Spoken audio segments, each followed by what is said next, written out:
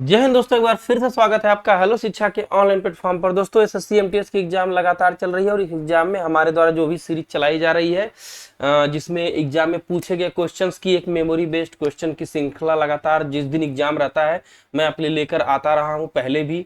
और पहले फेज में काफी लोग लाभान्वित हुए उस क्वेश्चन से, क्योंकि लगातार प्रश्न एसएससी रिपीट करती है, आप देखते हैं। और उनसे बनने वाले एक्स्ट्रा फैक्ट को देखिए, इस तरह से स्पेशल तरीके से मैप पर मैंने हर एक चीज को बताने की कोशिश की है, जैसा कि हर बार हेलो शिक्षा करता है। और इसकी जो एक 39 शिफ्ट की पूरी कंप्लीट वीडियो है, जिसको मैंने 33 के नाम से पहले रिकॉर्ड कर दिया था, वह आपको पूरा कंप्लीट सीरीज आपको मिल जाएगी चैनल पर। आप उसको देख सकते हैं, यहाँ पर मैं आपको आई बटन में भी दे दूंगा और आपका उसका कमेंट में मैं पिन भी कर दूंगा, आप चाहे तो वहां से देख लेंगे, अदरवाइज चैनल के प्लेलिस्ट पर तो पड़ी ही है। तो दोस्तों आज की अभी तक जो है प्राप्त सभी प्रश्नों का एक स्पेशल तरीके से इस मैप पर एनालिसिस लेकर के आपके लिए आया हूं। एनालिसिस क्या कह लीजिए कि एक तरह से प्रैक्टिस है। जिन लोगों का एग्जाम हो गया वो अपने उत्तर मिलाएंगे, जिन लोग का एग्जाम होना बाकी है वो लोग मतलब अपना एक तैयारी करेंगे, प्रैक्टिस कर लेंगे, ताकि उनको पता चले कि किस प्रकार के प्रश्न आने वाले हैं। तबीयत थोड़ी डाउन होने की वजह से हो सकता है आपको आवाज थोड़ी सी मतलब उतनी तेज ना मिले, फिर भी आपको सारे क्वेश्चन करवाने की कोशिश करूंगा। तो चलिए, पहला प्रश्न आपके सामने है। 2011 की जनगणना के अनुसार महिलाओं की साक्षरता दर कितनी है? तो 2000, क्योंकि अभी जनगणना 2011 में हुई है, उसके बाद तो कोई जनगणना हुई नहीं है। तो 2011 के अनुसार जो है साक्षरता दर, पहले तो 2001 से हम तुलना करके देखेंगे 11 तक कितनी बढ़ी है, क्योंकि ये भी एग्जाम में कई बार पूछा है। फिर पुरुषों की क्या कंडीशन है, महिलाओं की क्या कंडीशन है, इसको देखते हैं। देखिए 2001 में साक्षरता दर 64.4 थी, मतलब 84, मतलब 65 मान लीजिए। आप इस दशमलव के पीछे ज्यादा ना भागा करिए, क्योंकि वहां लमसम डेटा ही पूछता है, एग्जैक्ट डेटा बहुत रेयर ही पूछता है। तो मान के चलिए कि 64.84 यानी लगभग 65% जो है एक में थी, और वह जो है 74% हो जाती है 11 में, यानी कि 9% की बढ़ोतरी होती है साक्षरता दर में ओवरऑल। पूरे इंडिया की बात मैं कर रहा हूं, यह पूरे जो है भारत का डेटा है, यह जो है पूरा। अब इसमें क्या करता है एसएससी, मेल फीमेल पूछता है। जैसे 13 तारीख वाले में पूछा था पुरुष साक्षरता दर। कल मैं दोस्तों वीडियो नहीं ला पाया, तो थोड़ी तबीयत गड़बड़ होने की वजह से और बाहर था, तो इसलिए थोड़ा सा रिकॉर्डिंग नहीं हो पाई। कंटेंट तो तैयार था, उसकी भी पीडीएफ मैं आपको टेलीग्राम पे दे दूंगा, और यह तो आज का तो आपको डेटा पूरा मिलेगा ही। तो पुरुषों की जो है 82 कल ये पूछा हुआ था, पुरुष साक्षरता दर क्या थी। अब अगर हम मेल, पूरा तो 74 था 2011 के अनुसार, लेकिन मेल फीमेल की बात करें तो मेल की जो है 82 थी और फीमेल की 65, यानी जो है 65 थे। इसको भी ध्यान रखिए, 82 और 65, क्योंकि पुरुषों की अधिक है महिलाओं की कम है, तो इसमें कंफ्यूजन का कोई चांस ही नहीं है। और यह जो है कम कितना है, लगभग 16 से 17% जो है एक साक्षरता दर में कमी है पुरुषों और महिलाओं के बीच में लिटरेसी रेट में। लेकिन अभी जिस हिसाब से महिलाएं हर जगह अपना परचम लहरा रही हैं, हर जगह फर्स्ट रैंक ला रही हैं, मुझे तो लग रहा है कि अगली जनगणना होगी तो कहीं न कहीं महिलाएं ही 16 की जगह जो है 32% आगे न निकले, और ऐसा होना भी चाहिए। महिलाओं का एक अच्छा प्रदर्शन एजुकेशन में आप देख रहे हैं, चाहे वो यूपीएससी हो, नेट हो, जा तमाम एग्जाम्स में आप देख रहे हैं महिलाएं टॉप कर रही हैं। सर्वाधिक स्त्री पुरुष साक्षरता बार बार पूछता है कि सर्वाधिक जो है स्त्री पुरुष साक्षरता में अंतर किस राज्य में, तो राजस्थान में। एकदम अब इसको अगर कॉन्सेप्ट नहीं समझ पा रहे हैं तो मैं ये कहना चाह रहा हूं कि ये जो डिफरेंस ओवरऑल इंडिया का है, अगर स्टेट में बात करें तो राजस्थान में यह डिफरेंस सबसे ज्यादा है। मतलब पुरुष साक्षर अधिक है, महिलाएं एकदम न्यूनतम साक्षर हैं, तो उनका डिफरेंस बहुत ज्यादा है। नेक्स्ट क्वेश्चन की तरफ चलते हैं। कृष्णा नदी भारत के किस राज्य से होकर बहती है? कई बार मैंने इस मैप को आपको दिखाया है, यह मैप इसीलिए दिखाता हूं ताकि आपके माइंड में एक इमेज बन सके, एग्जाम में आप गेस कर सके क्वेश्चंस को। अब देखिए यहाँ पर कहने का मतलब क्या है कि कृष्णा नदी यहाँ पर हम पकड़ते हैं, देखिए कृष्णा नदी आप देख रहे होंगे, अब यह महाराष्ट्र से निकलती है, महाबलेश्वर के पास पश्चिमी घाट से इसका, यहाँ पर पश्चिमी घाट आप देख रहे होंगे, थाल घाट, भोर घाट, ये है ना। तो ये पश्चिमी घाट पर्वत आपको पूरा जो है यहाँ इस तरह से फैला हुआ है। इधर पूर्वी घाट है, आप ये भी जानते हैं।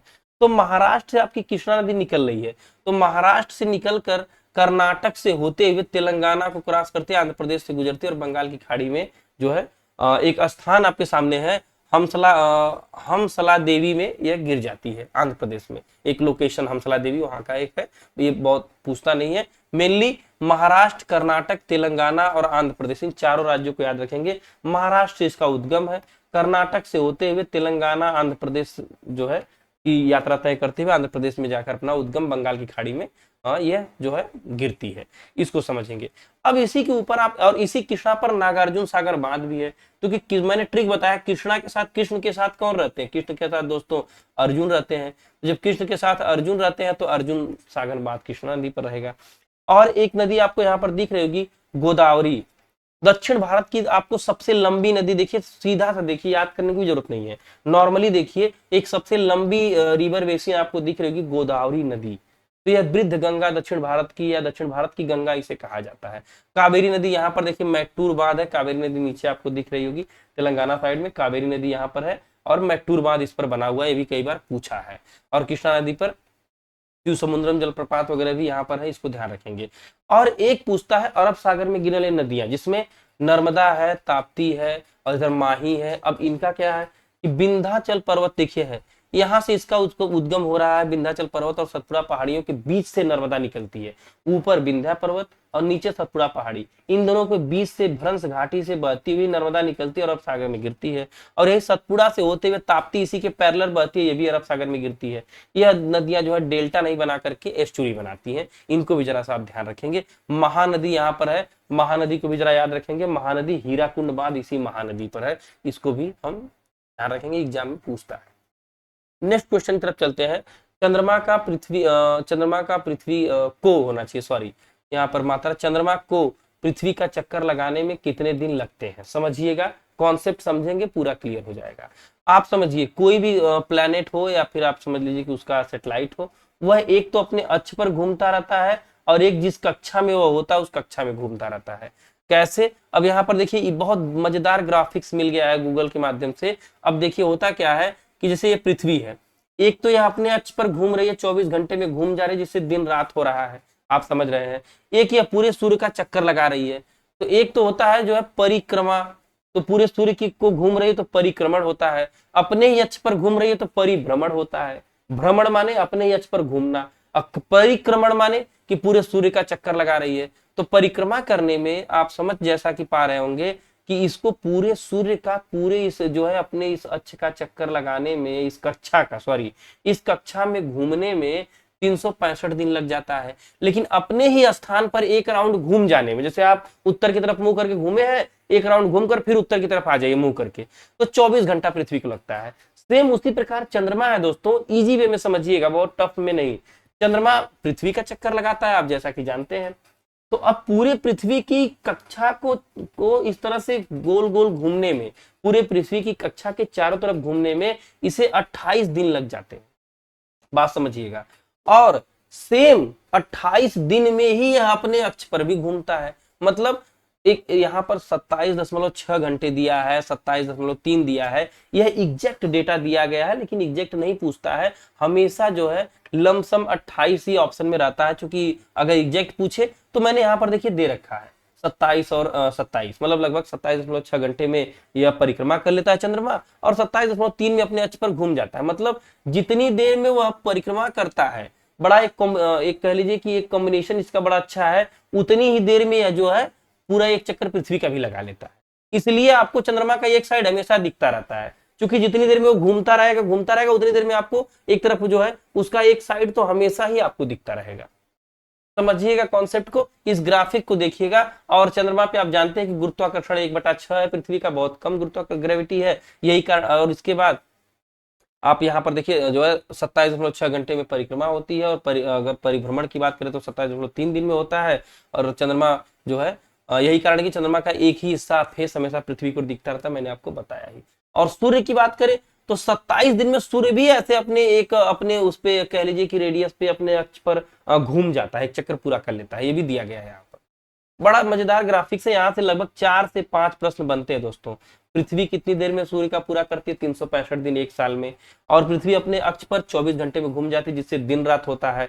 मौसम ऋतुएं इस 365 की वजह से बदलते हैं, और दिन रात इस 24 घंटा की वजह से घूम जाने की वजह से बदलते हैं। और चंद्रमा 28 दिन में अपने अक्ष पर घूमता है, और 28 दिन में ही अपने कक्षा में भी घूमता है, याद रखेंगे। और सूर्य 27 दिन। मुझे तो लग रहा है अब आगे आने वाले समय में सूर्य का पूछने का चांसेस बनेगा। बराबर की पहाड़ियां कहाँ स्थित है? Where are the hills of Barabar located? तो बराबर की पहाड़ियां आप जैसा कि देख पा रहे होंगे, आदम जो है मखदुमपुर बिहार में बराबर की पहाड़ियां स्थित है। लोमस ऋषि की गुफा, सुदामा गुफा, विश्व झोपड़ी, कर्ण चौपर, इनको भी ध्यान रखेंगे, यहाँ से प्रश्न बार बार आता है। अच्छा, इसमें होता क्या है कि 3 शताब्दी ईसा पूर्व में सम्राट अशोक द्वारा ग्रेनाइट के एकाश्म पत्थरों द्वारा निर्मित की गई थी। आजीवक संप्रदाय के लोग जो है सन्यासी यहाँ पर पूजा पाठ करते थे। अब यहाँ पर एक आपको मैप दिया गया है, आप कहेंगे मैप में क्या है? मैप में भारत की प्रमुख पहाड़ियां एक बार समझ लीजिए, जैसे काराकोरम रेंज देख लीजिए, यहाँ पर आपको जम्मू कश्मीर वाली, लद्दाख वाली, अरावली पर्वत श्रेणी जो है राजस्थान वाली, विंध्य पर्वत श्रेणी मध्य प्रदेश वाली, मालवा पठार मध्य प्रदेश आप देख रहे हैं, सतपुड़ा मध्य प्रदेश में है। उसी प्रकार अन्नामुड़ी आप यहाँ पर देखिए जो है कर्नाटक में। फिर पूर्वी घाट पर्वत मैंने बताया, और पश्चिमी घाट पर्वत जो है यहाँ से लेकर के गुजरात से लेकर के और केरल तक फैला हुआ है, इसको भी याद रखेंगे। कार्डेमम इलायची पहाड़ियां यहाँ पर आप जो है तमिलनाडु में देख लीजिए। गारो खासी जयंतिया बार बार मेघालय की पूछता है दोस्तों, सबसे ज्यादा वर्षा यहीं पर होती है, मासिम राम मेघालय चेरापूंजी, गारो खासी जयंतिया याद रखेंगे। कंचनजंगा तो यहाँ पर आप सिक्किम की देख ही रहे हैं। तो मेन सारे पर्वत श्रेणी एक बार आपने देख लिया, यहाँ से प्रश्न पूछता है। आप स्क्रीन क्लियर करता हूँ, इसका स्क्रीनशॉट लीजिए, एक दो बार इस मैप को दिन में देख लिया करिए। अगर आप तैयारी कर रहे हैं तो 2-4 दिन में आपको सभी लोकेशन याद हो जाएगी और 1 नंबर आपका हमेशा पक्का रहेगा। 2011 की जनगणना के अनुसार सबसे ज्यादा लिंगानुपात वाला राज्य कौन सा है? Which state has the highest sex ratio as per 2011 census. तो आइए देखते हैं, लिंगानुपात को समझते हैं।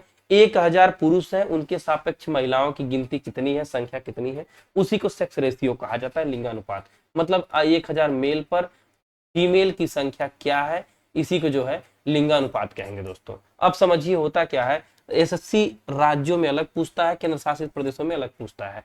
राज्यों की बात करें तो केरल में शिक्षा भी अच्छी है, तो लिंगानुपात भी सबसे अच्छा है, 1084। मतलब 84 लड़कियां ज्यादा ही हैं मेल की तुलना में, तो महिलाओं की स्थिति वहां अच्छी है। सबसे बैड कंडीशन तो हरियाणा में 877 ही महिलाएं हैं 1000 पुरुषों के सापेक्ष, सबसे न्यूनतम लिंगानुपात हरियाणा का है। अगर केंद्र शासित प्रदेश की बात करें तो पुदुचेरी में 1038 है, लगभग अच्छी कंडीशन केरल से के जैसी। और दमन द्वीप में सबसे बैड कंडीशन है यूटी में 618, याद रखेंगे। यूटी में पुदुचेरी और सबसे बुरी कंडीशन दमन द्वीप। राज्य में केरल है और सबसे बैड कंडीशन में हरियाणा है। फिर एक डेटा यहाँ पर यह भी आता है कि सरकार ने 2011 की जनगणना के ताजा आंकड़ों के अनुसार बताया है कि भारत में 2011 में पूरे इंडिया में 943 यानी 943 महिलाएं पूरे ओवरऑल, ये तो राज्यों का अलग अलग है, यूटी का अलग अलग है, लेकिन पूरे भारत का पूछ दे तो 943 महिलाएं पूरे भारत में जो है लिंगानुपात 943 महिलाओं का रहता है। इसको भी जरा सा ध्यान रखेंगे, यहां से प्रश्न बार बार पूछता है दोस्तों। इसके बाद हम लोग अगले प्रश्न की तरफ चलेंगे। अगला डेटा आपके सामने देखिए इस तरह से है, सिरका में कौन सा अम्ल पाया जाता है? सिरका की बात करें अगर तो सिरका में दोस्तों आप जानते हैं एसिटिक अम्ल होता है। भोजन में प्रयुक्त सिरके में प्राय 4 से 8% तक एसिटिक अम्ल पाया जाता है, इसको ध्यान रखेंगे। अच्छा, एक पीएच स्केल से प्रश्न आता है, न्यूट्रल 7 है तो न्यूट्रल, देखिए 7 पर वाटर होता है, न्यूट्रल है, उसका न तो एसिड है न तो बेस है।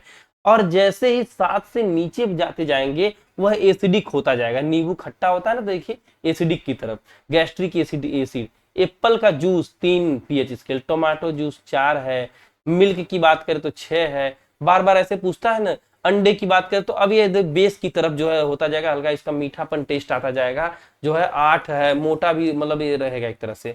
और बेकिंग सोडा है, हैंड सोप है, अमोनिया सोडियम है, ब्लीच है, ये सब बेस की तरफ बढ़ते जाएंगे और इधर एसिड की तरफ बढ़ते जाएंगे।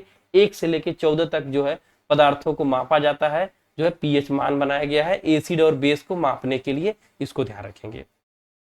नेक्स्ट क्वेश्चन है, विधानसभा का कार्यकाल कितने वर्ष का होता है? तो मैंने यहाँ पर विधानमंडल और भारत की संसद दोनों का तुलनात्मक इमेज मैंने यहाँ से देखिए लगाया है। कैसे समझना है, यहाँ से बीच से एक लाइन आप चाहे तो खींच सकते हैं। ये देखिए इधर आपका हो जाएगा जो है संसद की बात और इधर हम करेंगे विधानमंडल की बात। तो विधानमंडल में जहां विधानसभा है वहीं संसद में लोकसभा है। इसका कार्यकाल भी देखिए 5 वर्ष दोस्तों होता है और इसका कार्यकाल भी 5 वर्ष होता है। इसमें भी आम चुनाव होते हैं, जनता द्वारा चुने जाते हैं प्रतिनिधि, इसको जो है आप समझिए एमएलए बोलते हैं। और इसमें भी जो है आम चुनाव होते हैं जिन्हें एमपी बोलते हैं, मेंबर ऑफ पार्लियामेंट, और यह मेंबर ऑफ लेजिस्लेटिव असेंबली। यहाँ आपके एमएलए हो जाएंगे और यहाँ आपके दोस्तों क्या हो जाएंगे, एमपी हो जाएंगे। क्योंकि जनता चुनती है तो निम्न सदन यह भी है और निम्न सदन यह भी है। जनता जिसको चुनती है वो सबसे निम्न सदन होता है, आप इसको जानते हैं। ठीक उसी प्रकार विधान परिषद राज्यों में होता है, लेकिन जो है अगर आप बात करें केंद्र की बात करें या संसद की बात करें तो विधान परिषद के ही जैसा राज्यसभा होती है, इसको याद रखेंगे। विधान परिषद की जैसी राज्यसभा होती है, इसको भी जरा ध्यान रखेंगे। इसी प्रकार यहाँ देखिए राष्ट्रपति है जो है संसद में, और यहाँ पर आपका जो है गवर्नर होता है जिसे राज्यपाल कहते हैं। हम यहाँ पर लिख दे रहे हैं, इसको यहाँ नहीं है तो इसको भी ध्यान रखें। जो है गवर्नर मीडिएटर का काम इन दोनों के बीच में करता है, उसी तरह से राष्ट्रपति मीडिएटर का काम इनके बीच में करता है। कोई विवाद होता है तो उसका निपटारा वो इन्हीं के माध्यम से होता है। यह सर्वोच्च शक्तिमान होते हैं, लेकिन लिखा पढ़ी में ही असल में तो शक्तिमान यही लोकसभा वाले और विधानसभा वाले ही होते हैं, आप इसको भी जानते हैं। अगर कार्यकाल की बात करें तो यह 5 साल का कार्यकाल मैंने बताया, और इनका भी 5 साल का कार्यकाल मैंने ये भी बताया। और इनके सदस्य जो है हर जो है 2 वर्ष पे 1/3 सदस्य जो है सेवानिवृत्त तो होते रहते हैं। इनको भी जरा से याद रखेंगे। लगभग 6 साल कार्यकाल मान लीजिए, कुछ अगर इस प्रकार गणना करेंगे तो एग्जैक्ट इसमें नहीं दे सकते डेटा। लेकिन अनुच्छेद की बात करें उसी तरह से तो देखिए 79 अनुच्छेद में संसद है, और 81 में लोकसभा है, 80 में राज्यसभा। उसी प्रकार विधानमंडल की बात करें तो 168 में विधानमंडल है, और 170 में विधानसभा है, और 169 में जो है 169 में विधान परिषद है। इसका ट्रिक मैंने आपको बताया है, सरला इसका ट्रिक है।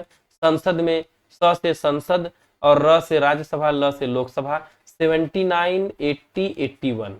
बाकी राष्ट्रपति तो आप जानते ही हैं, राष्ट्रपति 51 से लेकर के अनुच्छेद 60 तक राष्ट्रपति के बारे में चर्चा, 61 तक चर्चा की गई है, इसको भी आप ध्यान रखें।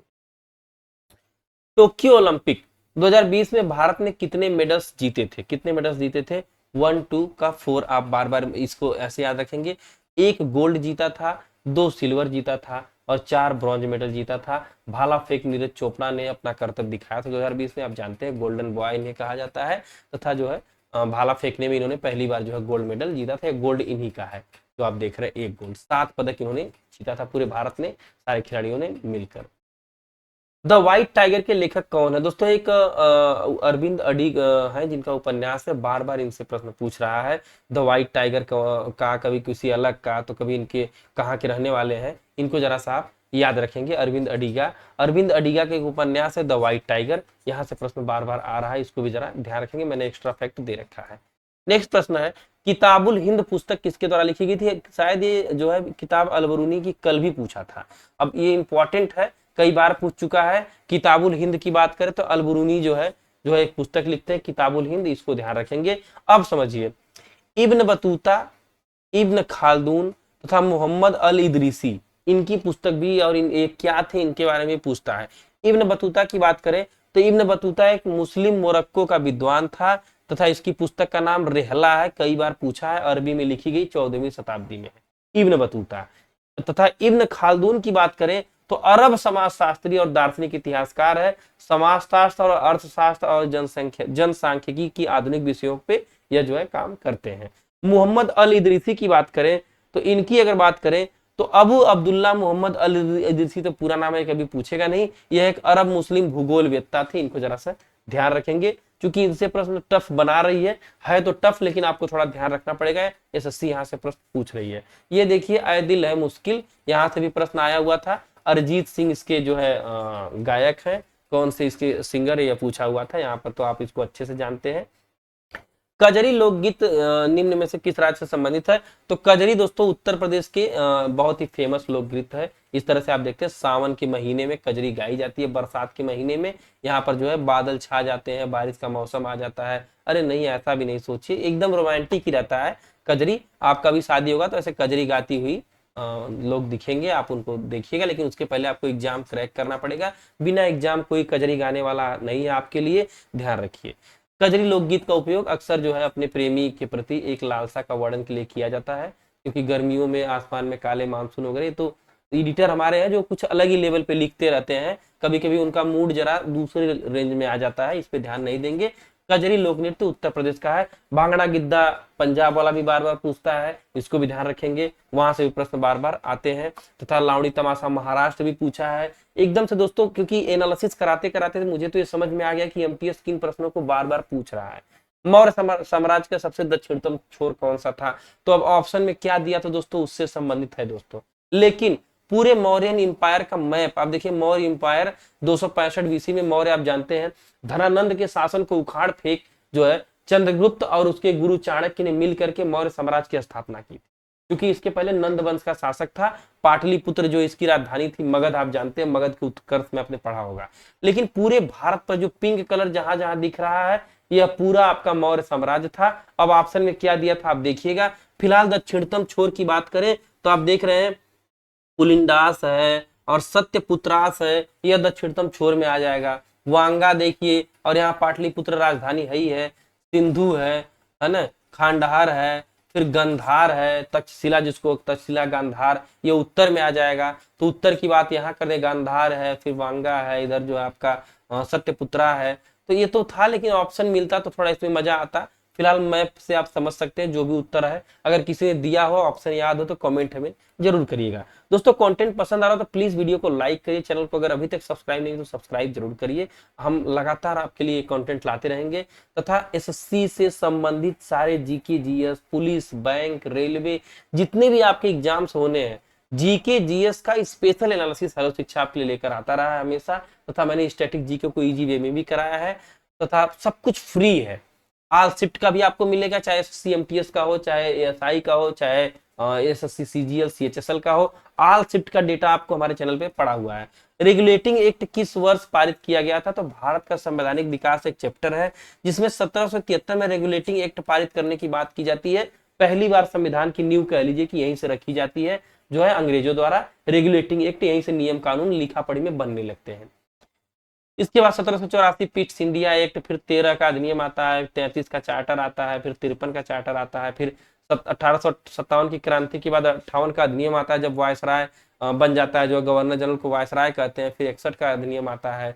ऐसे ऐसे करके 19 का इंपॉर्टेंट है, भारत शासन अधिनियम 1919 और भारत शासन अधिनियम 1935 संविधान पर सबसे ज्यादा इनका प्रभाव पड़ा है। और अंत में स्वतंत्रता के लिए 1947 का अधिनियम आता है। यह जो है इस प्रकार से डेटा है, इसको देखिएगा। यहाँ से एक प्रश्न पूछता है बार बार घुमा फिरा कर। इंपॉर्टेंट क्या है? 73 वाला इंपॉर्टेंट है, 33 वाला अधिनियम इंपॉर्टेंट है, तथा ये जो है 13 का चार्टर भी ध्यान रखिएगा, पिट्स इंडिया भी ध्यान रखना है, 19 का, 35 का, और ये 58 वाला और 47 वाला, ये मोस्ट इंपॉर्टेंट है। बाकी बीच के तो कभी कभी नहीं भी पूछता है, लेकिन यहाँ से जरूर पूछता है प्रश्न। गांधी इरविन समझौता किनके मध्य हुआ था? तो 5 मार्च सन 1931 को लंदन में द्वितीय गोलमेज सम्मेलन चल रहा था, क्योंकि पहला जो है 30 में हो चुका था, 31-32 जो है चलता है, जो है 30, 31, 32 3 गोलमेज सम्मेलन होते हैं। इनमें समझौता गांधी जी जो बैठे रहते हैं, अपना सविनय अवज्ञा आंदोलन वगैरह चालू रखते हैं।